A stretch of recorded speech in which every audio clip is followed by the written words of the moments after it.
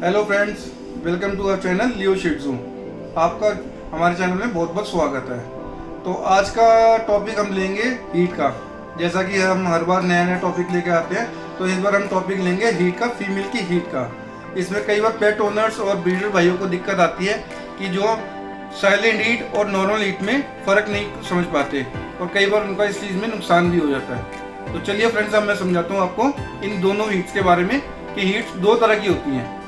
एक normal heat होती है और एक होती है साइलेंट हीट। चलो मैं अब आपको डिस्क्रिप्शन देता हूँ पूरा।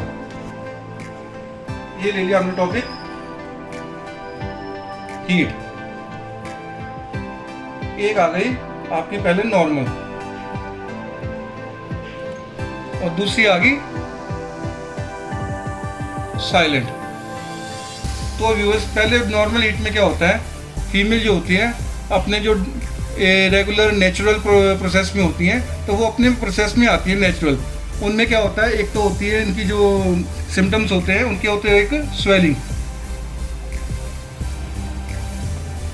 इनकी वेजिना स्वेलिंग आती है, ब्लीडिंग आती है, और जगह जगह ये यूरिनेशन पास करते हैं हल्के हल्के में, डॉट्स में। तो ये नॉर्मल में है। वेजिना में स्वेलिंग, ब्लीडिंग और यूरिनेशन मतलब वो बाथरूम करती है, जगह जगह पे पॉइंट्स छोड़ती है, जिससे इन दूसरे मेल्स डॉग्स को अट्रैक्ट करती है एक तरह से, कि दूसरे डॉग्स को पता लगे कि यहाँ भी हीट पर है। इसका नॉर्मल प्रोसेस वही होता है कि ये 9 to 11 इन दो दिनों में मैट होती है। इन 2 दिनों के बीच में पहले आप 9 तारीख को मैट करवाएंगे, दूसरी मैटिंग करवाएंगे 11 तारीख को। ये हीट चलती है वैसे 16 तक, 16 डेज तक चलती है। इन केस आप 9 और 11 डे को नहीं मैट करवा सकते, तो आप 14 और 16 को करवा लीजिए। नहीं करवा पा रहे, 13-15 करवा लीजिए। इस चीज़ का ध्यान देना है कि जब भी आप मैट करवा रहे हैं, कम से कम 1 दिन का गैप देना ही देना है आपने, मतलब 48 घंटे का गैप देना ही देना है, क्योंकि इसमें डॉग को भी रेस्ट मिलता है, और जो फीमेल के अंदर एग्स बन रहे होते हैं तो उनमें भी आसानी होती है। तो व्यूअर्स, अब हम आते हैं इसके सेकंड पार्ट पे, साइलेंट हीट, जो सबसे मेन इंपॉर्टेंट टॉपिक है आज का, साइलेंट हीट। इसमें क्या होता है, जो पेट ओनर्स हैं, ब्रीडर्स हैं, उनको मालूम ही नहीं पड़ता कि कब फीमेल हीट पे आई और कब चलेगी। अब मैं इसके तरीके बताता हूँ आपको। इसमें नो ब्लीडिंग, नो स्वेलिंग, इसमें ब्लीडिंग भी नहीं होती, स्वेलिंग भी नहीं होती। तो अब आप पहचानेंगे कैसे कि आपकी फीमेल हीट पे आई हुई है। तो इसका ये पहला तो है कि आपको डेट याद रखनी है कि वो पिछली लास्ट डेट कब आई थी। जैसा कि 1 जनवरी को आई हुई है, तो आपने इसके पूरे 6th मंथ बाद इस पर निगरानी शुरू कर देनी है, क्योंकि अगर 1 जनवरी को आपकी फीमेल मैट नहीं हुई, तो वो मोस्टली 6th मंथ तक वो अपने बीच में कभी भी आ जाएगी। उस टाइम आपने इस पर नज़र रखनी है। नज़र रखने के जो तरीके हैं, उस पर क्या क्या ध्यान रखना है आपने, कि पहले जो साइलेंट हीट में होंगी, वो फीमेल क्या करेगी, डॉग्स को अट्रैक्ट करेगी। दूसरा, मेल डॉग के पास जाके अपनी टेल वैग करेगी, वैग मतलब उठा के उसके सामने खड़ी रहेगी। दूसरी फीमेल्स के लिए अग्रेसिव हो जाएगी।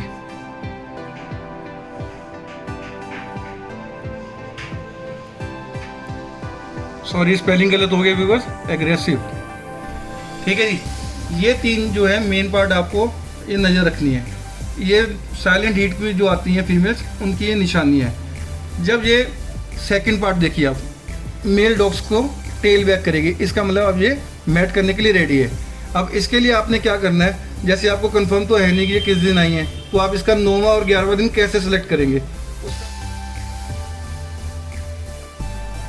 ये वाला टेस्ट करवाना है, प्रोहेस्टेरोन एसे। इसमें ये क्या है कि इसमें ब्लड सैंपल लेते हैं, ब्लड सैंपल लेके आपको करेक्ट डेट और टाइमिंग बता देंगे कि किस में आपने मेट करवाना है। उस हिसाब से जो डेट और टाइमिंग आपको उसमें रिपोर्ट्स में आएंगी उसको आप मेट करवा लीजिए। इसके अलावा और कोई हल नहीं है जो अपना साइलेंट हीट वाली फीमेल्स का मेटिंग का पोजीशन बता सकते हैं, करेक्ट डे बता सकते हैं। ये ही एक लास्ट टेस्ट है जिसमें आप जान सकते हैं कि ये क्या हो सकता है। ये सबसे इम्पोर्टेंट है। ये आप नेचुरल वाली फीमेल्स में भी करवा सकते हैं, जो नेचुरल वाली फीमेल नेचुरल हीट में आती हैं उस पर भी करवा सकते हैं। जैसे आपको डेज मिस हो रहे हैं तो ये टेस्ट कहीं भी करवा सकते हैं। ये एक तरह से रामबाण लगा लीजिए, रामबाण है फीमेल्स की हीट का चेक करवाने का। 1 घंटा आपने फीमेल को वहीं रेस्ट देना है उसी रूम में। जब वो बिल्कुल नॉर्मल टेम्परेचर में आ जाए तब आपने उसको अपने घर लेके जाना है। तो चलो अब आप आगे चलते हैं, उनकी केयर क्या करनी है। ये बस कोई खास केयर नहीं करनी, बस आपने उनका नॉर्मल खाना रखना है,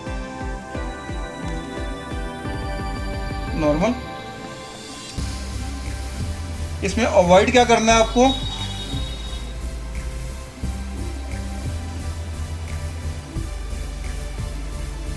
सबसे पहले तो एग्स हो गए, मीट हो गया, ये जो गर्म तसीर की मतलब गर्म तसीर की जो बॉडी के अंदर जाके हीट पैदा करती है, इन चीज़ों को आपने अवॉइड करना है बिल्कुल भी। और देना क्या है, नॉर्मल फीड दीजिए जो आप देते हैं। दही हो गया, पनीर हो गया, और कभी कभी वीक में 1 या 2 बार उसको एज अ ट्रीट आइसक्रीम भी खिला सकते हैं आप। पर इतना ध्यान रखना है कभी भी डॉग को चॉकलेट नहीं देनी आपने, ये बहुत ही हार्मफुल है, ये बहुत ही खतरनाक चीज़ है डॉग्स के लिए। आप आइसक्रीम दीजिए, मीठा दीजिए, कुछ भी दे सकते हैं, बस चॉकलेट को बिल्कुल भी ना दें। ये बिल्कुल ही परहेज रखें चॉकलेट का। ये बहुत ही मतलब आपको डॉग को बहुत ही ज़्यादा बुरी हालत में लेके जा सकती है, तो ये आपने बिल्कुल अवॉइड करनी है। अब तो ये तो रहा कि नॉर्मल फीड पे, इसके क्या होगा आगे, आप मैट करवा के ला रहे हैं, उसके बाद उसकी जो चलेगी डेली रूटीन, उसमें क्या है कि फीमेल ज़्यादा से ज़्यादा सोएगी।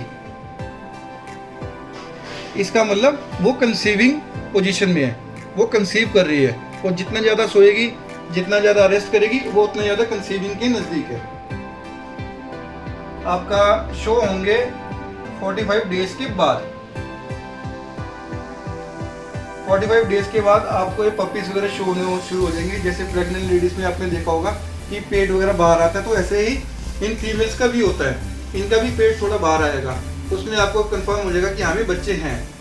जब भी आपको ये कंफर्म हो जाएगा 45 डेज के अंदर कि आपकी फीमेल पूरी तरह कंसीव है, उस टाइम आपने बहुत ज़्यादा ध्यान रखना है। सबसे ज़्यादा ध्यान रखना है आपने उसका कि जंपिंग वगैरह ना करे।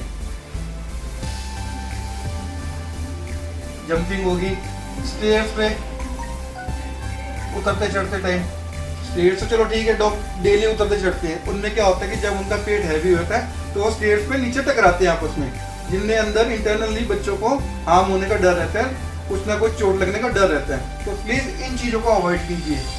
और अब आपका आता है मेन रिजल्ट। रिजल्ट आता है जी आपका 60 to 70 डेज भी कई बार हो जाते हैं। वैसे इनको 62 to 63 डेज में पपीज डिलीवर हो जाते हैं, इनकी डिलीवरी होती है। कुछ रेयर केसेस में 63 डेज प्लस होते हैं जो 70 डेज तक जा सकते हैं। अगर आप 70 डेज अबव है और फीमेल आपकी थोड़ी ढीली पड़ गई है, ढीली इन द सेंस सुस्त पड़ गई है और थोड़ी एक्टिविटीज कम कर रही है, तो प्लीज़ आप देर न करें, उसको इमीडिएटली वेटनरी के पास लेके जाएं। वहाँ जाके वेटनरी की सलाह के मुताबिक चलें, क्योंकि हो सकता है कि अगर वो 70 डेज में वो पप डिलीवर नहीं कर पा रही तो हो सकता है कि उसको ऑपरेशन करके पप्स निकालने पड़े। तो प्लीज़ जब भी आप देख लें कि ये दिन की जो काउंटिंग है आपने कभी मिस नहीं करनी। 63 to 70 डेज जैसे ही होते हैं तो आप प्लीज़ कंसर्न कीजिए अपने डॉक्टर को उसी टाइम, आपने इस चीज़ में नहीं करना। ये हो गई आज की आपकी पूरी डिटेल सर। अब अगली डिटेल्स हैं, हम आपको और अधिक जानकारी देंगे। आप हमारे साथ बने रहिए, ऐसे ही देते रहिए, हम आपको नई नई जानकारी देते रहेंगे। और कुछ भी प्रश्न हो, क्वेश्चन हो, बेहिचक हमें करिए, चाहे आप हमसे डॉग लेते हैं नहीं लेते, पर मैं आपके सवालों का जवाब देने के लिए हमेशा रेडी हूँ। तो व्यूअर्स, जाते जाते मैं आपको एक बार फिर याद देना चाहूँगा, प्लीज़ हमारे चैनल को सब्सक्राइब कीजिए, लाइक कीजिए, शेयर कीजिए और बेल आइकन को जरूर हिट कीजिए, ताकि हमारी आने वाली और वीडियोस को अपडेट मिलता रहे, आपको अपडेट मिलता रहे, जिससे आपको पता लगता रहे और नई नई जानकारी मिलती रहे, जिसमें आपको भी सहायता होगी और हमें भी खुशी होगी कि हमारे थ्रू आपको कुछ मदद मिल रही है।